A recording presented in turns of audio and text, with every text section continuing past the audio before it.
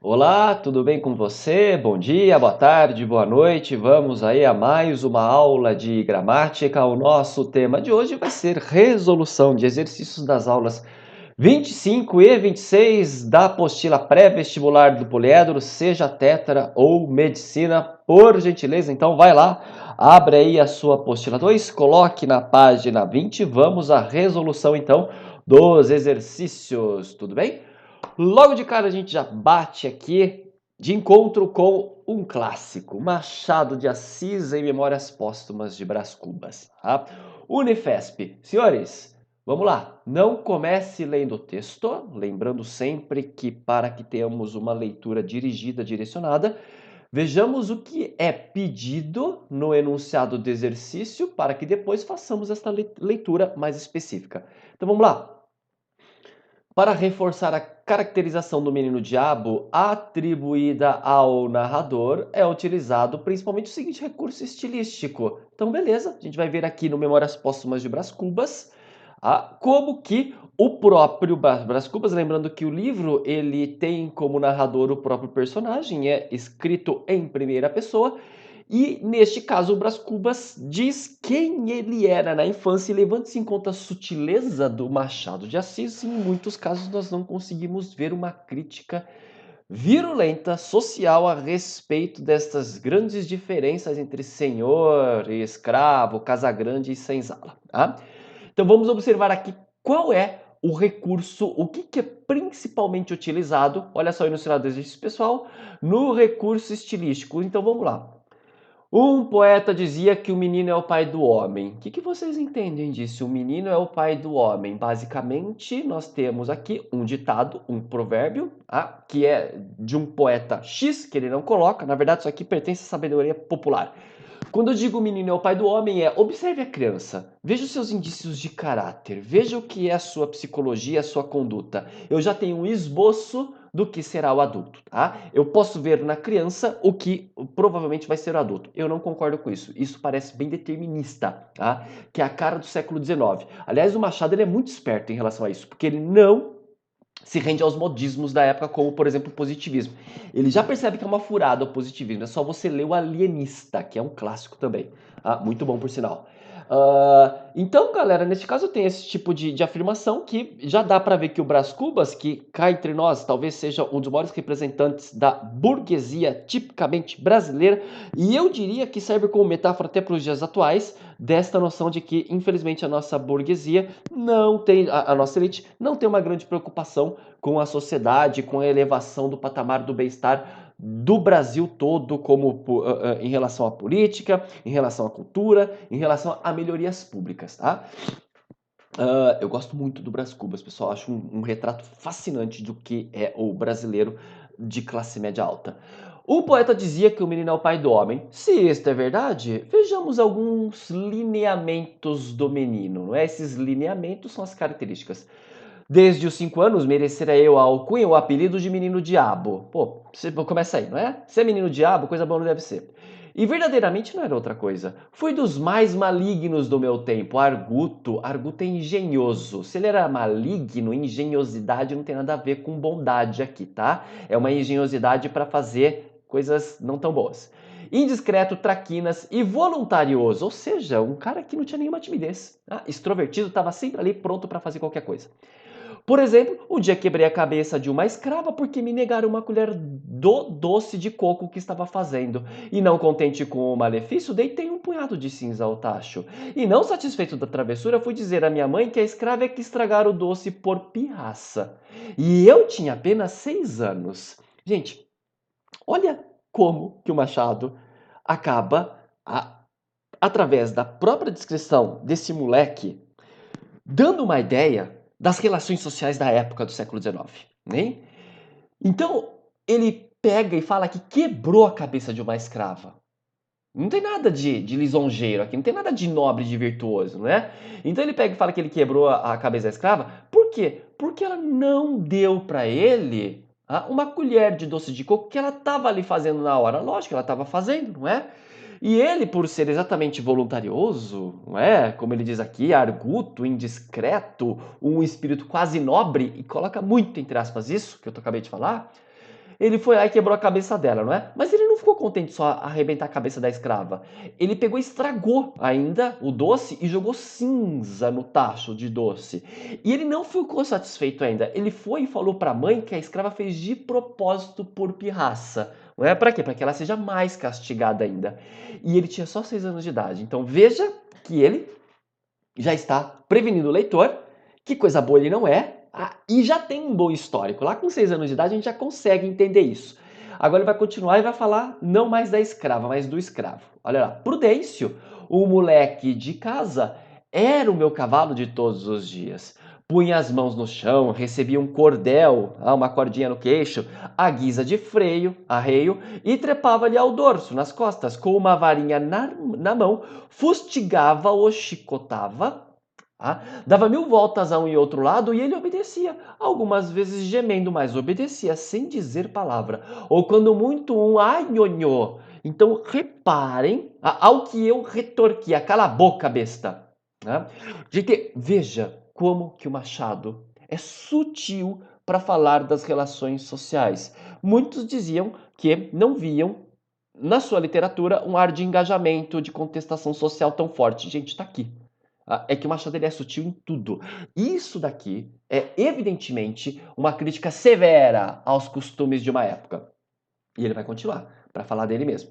Esconder os chapéus das visitas, deitar rabo de papel a pessoas graves, que a Lona adora fazer, né? Colar um papelzinho nas costas. Puxar pelo rabicho das cabeleiras, dar beliscões nos braços das matronas e outras coisas, e outras muitas facinhas deste tipo, eram mostras de um genuíno dócil, mas devo crer que eram também expressões de um espírito robusto, sério, grave, que tem futuro, porque meu pai tinha-me em grande admiração, e se às vezes me repreendia à vista de gente, fazia-o por simples formalidade. Em particular, dava-me beijos. Vejam só que maravilha. O moleque é um delinquente, não é? O que o pai faz? Nada, nada. Se às vezes ele esbraveja, é simplesmente para mostrar às visitas que ele, como pai, está exercendo a sua função de educador, não é?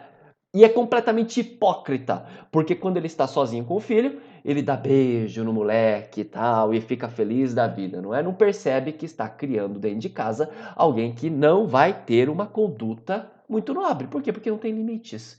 Olha o tanto de coisa que ele faz com as visitas de casa. Então, é evidente que neste caso, coisa boa não vai dar, né? Não se conclua daqui que eu levasse todo o resto da minha vida a quebrar a cabeça dos outros, nem a esconder-lhe os chapéus, né? Não, ele não fazia apenas isso. Mas opiniático, né? Cheio de opinião, egoísta e algo contemptor dos homens que tenta levá-los aos erros, isso fui. Se não passei o tempo a esconder-lhes os chapéus, alguma vez lhes puxei pelo rabicho das cabeleiras. Então, eu não tenho nenhuma nobreza no Brás Cubas.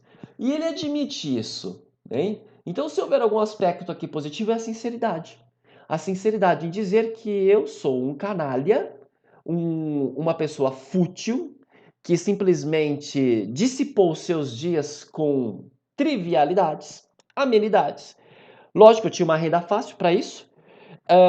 E se a gente observar tudo a respeito dele, está aqui explicado no texto, não é? Está justificado. E aí, qual é o recurso utilizado para caracterizar essa questão do menino diabo? Que alternativa você colocou aqui?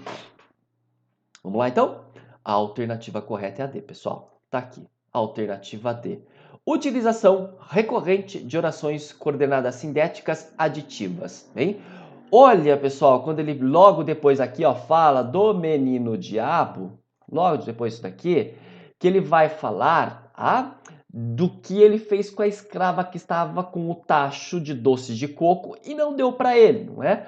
E aí ele pega e fala assim: um dia quebrei a cabeça de uma escrava porque me negaram uma colher de doce de coco que estava fazendo. E, não contente com o malefício, deitei um punhado de cinzas ao tacho. E, não satisfeito da travessura, fui dizer à minha mãe que a escrava é que estragaram o doce por pirraça. E eu tinha apenas 6 anos. Então veja a reiteração, a repetição desta estrutura de adição para reforçar a ideia de que este menino era travesso muito além da conta. Maravilha? Então tá aí a alternativa D de dado. Tudo bem?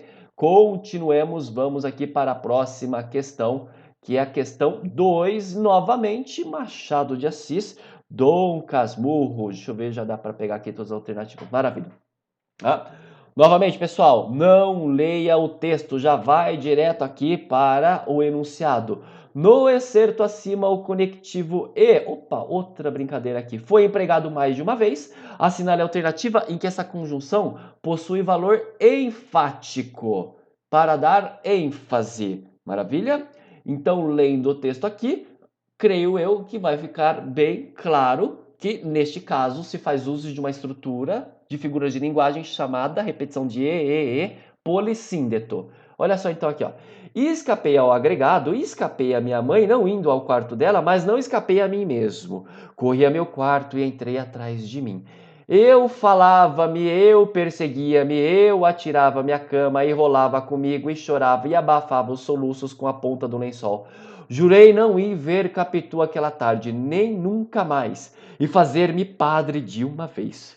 E devia ser jurado para virar padre, caso nascesse, porque o parto foi complicado, não é? E aí ele tá apaixonado pela vizinha, e agora, não é? Vou ser padre?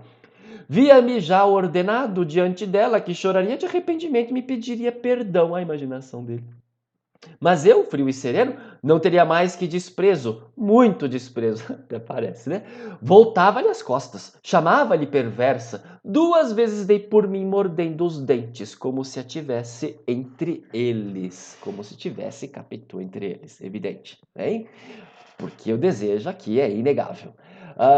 Senhores, neste caso, o E vai servir de valor enfático exatamente nessa questão de polissíndeto que está muito bem evidenciado pela alternativa A.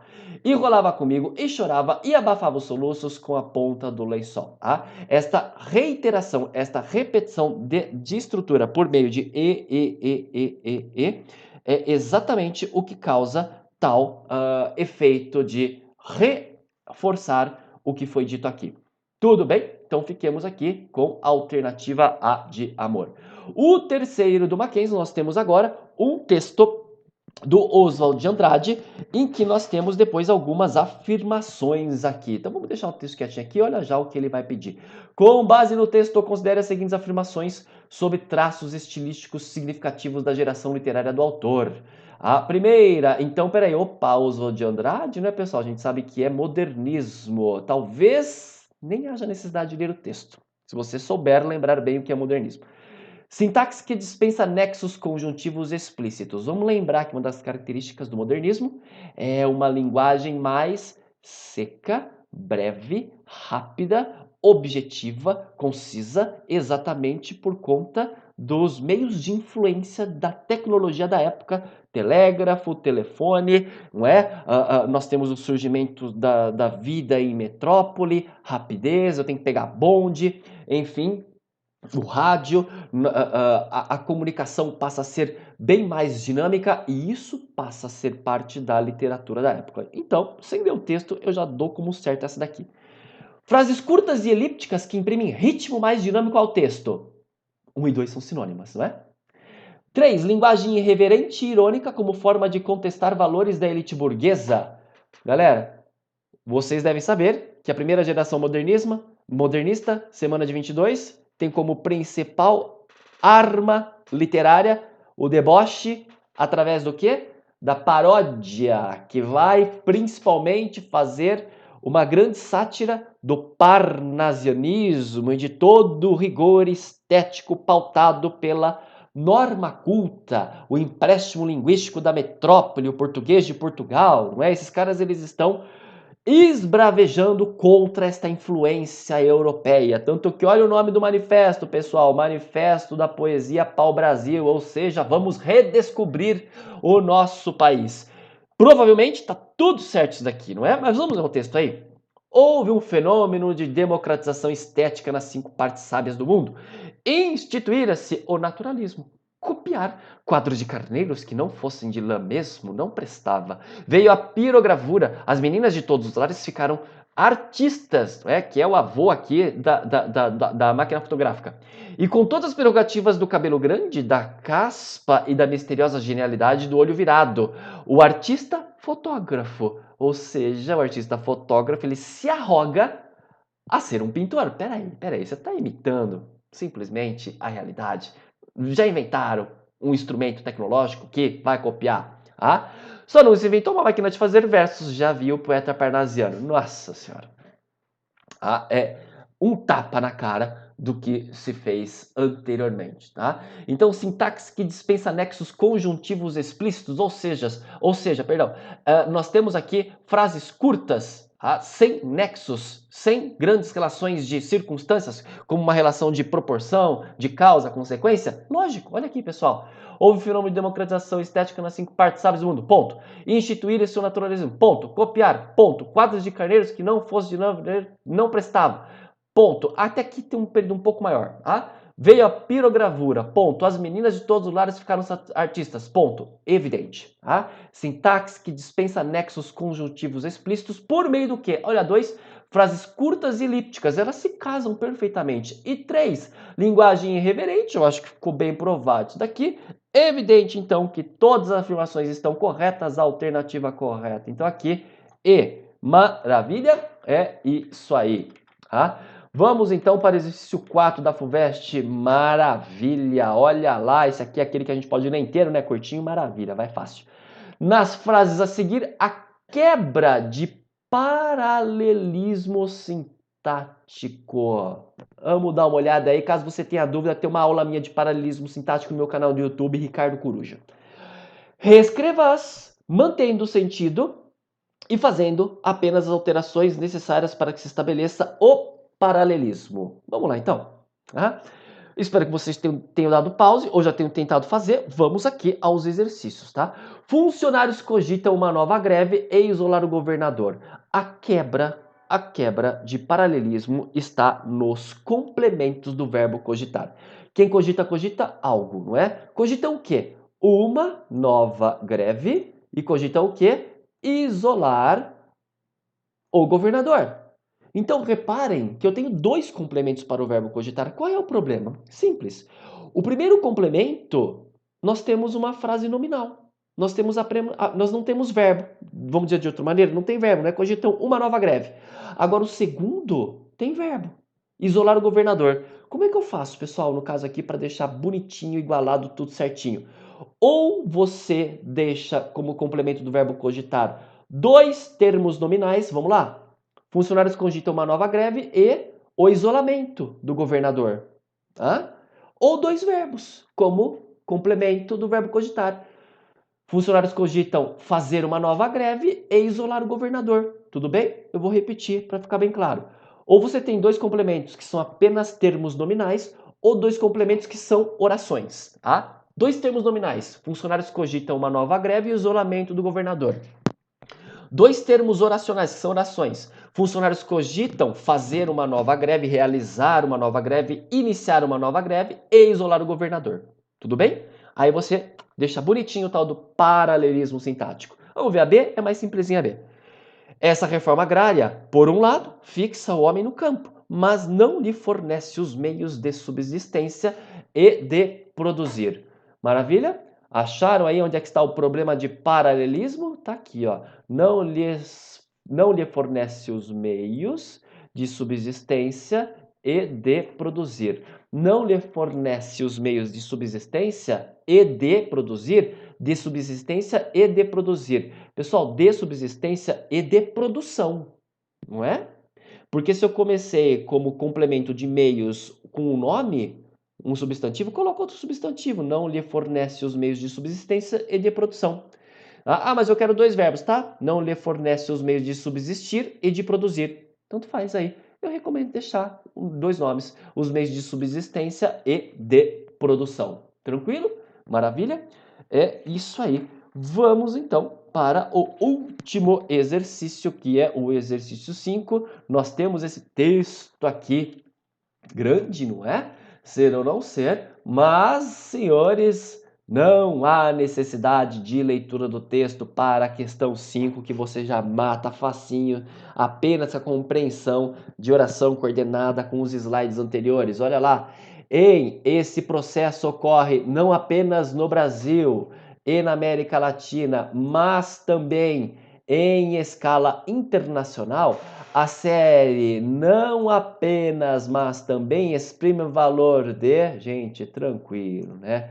Ideia de adição. O não só, mas também, não só como também, senão também, dão ideia sempre de adição. Bem, esse aqui foi um exercício, a meu ver, extremamente tranquilo e nós ficamos por aqui com as aulas 25 e 26, em que nós observamos aqui a parte de orações coordenadas. Até breve, muito obrigado pela atenção, fiquem em paz, meus queridos.